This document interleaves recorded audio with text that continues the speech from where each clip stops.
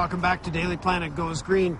You know, Kim, this time of year, winter turning to spring, great to get out and feel the sun, the warmth of the sun in your face. Oh my gosh, absolutely. I've been waiting for this for a really long time.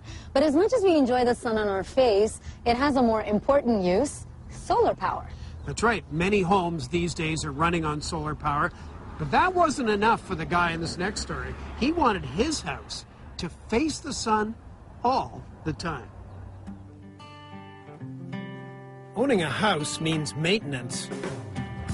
There's a good chance your house maintenance doesn't require this. Ben, can you turn the house on?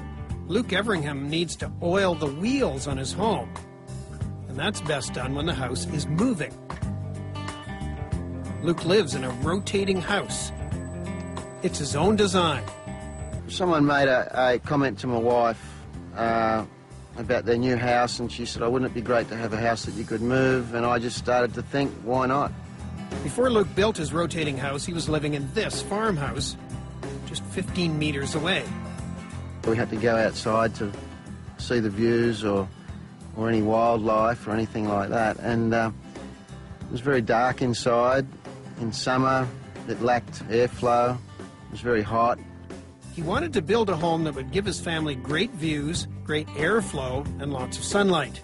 He came up with this octagonal design. There's the same view off every room. Basically, there's 5 metres of floor-to-ceiling glass in nearly every room. Next step, put the house in motion.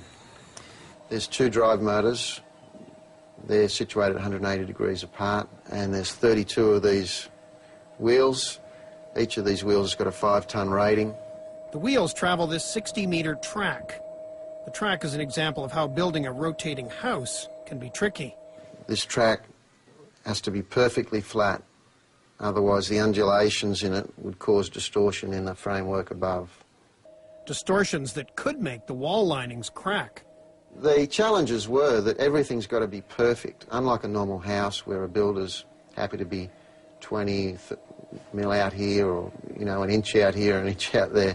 This is either absolutely perfect or it's a failure. There's nothing in between. The house weighs 50 tons, but Luke built the support system to handle a 360-ton load.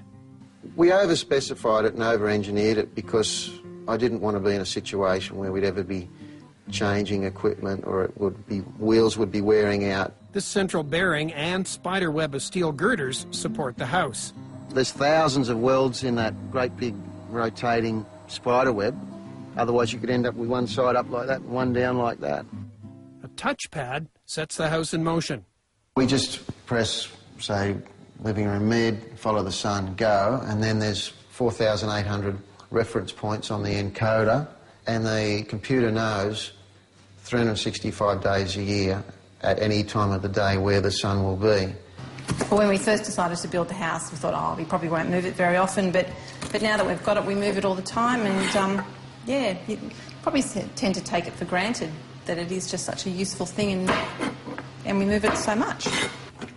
So that the home could still function properly, Luke had to engineer quite a few things differently. All the services, and there's 8 of them, like electricity, water, gas, sewerage, telephone, antenna, and they all come through up the dead centre of the house, which is down the middle of the bearing here. The wires are bound together in a high-grade flexible cable that allows them to turn with the house. We've experimented with it. We can turn it 720 degrees without any significant stress on this flexible services loom, but we've restricted it to 360 because that's all we really need. The house turns at a very comfortable speed of 160 meters an hour. It can make 2 full turns every hour. When you're in the house, you don't even notice the movement. It starts up and slows down gently thanks to the variable speed drives on the motor. But they do have a slight side effect. The movement of the house is perfectly silent without the variable speed drives, but they've introduced an electronic sound which is particularly apparent on start-up and wind-down. But Luke has found a filter that could make them quiet again when he builds his next home. And he does plan to build a next home. I'd love to build more rotating houses. This is Mark 1 and Mark 2 could be even better. And if you're wondering just how much it costs to rotate a house, we're using two 500-watt motors, which are about 2/3 of a horsepower, so they're about the size of a washing machine motor. We run them for about an hour a day. In Australian electricity costs, that's about 12 cents a day. So you're looking about $1 a week to rotate the house. Cheers. and for that cost, you can turn your dinner table toward the setting sun. Gav, could you go and turn the dining room to the river, please?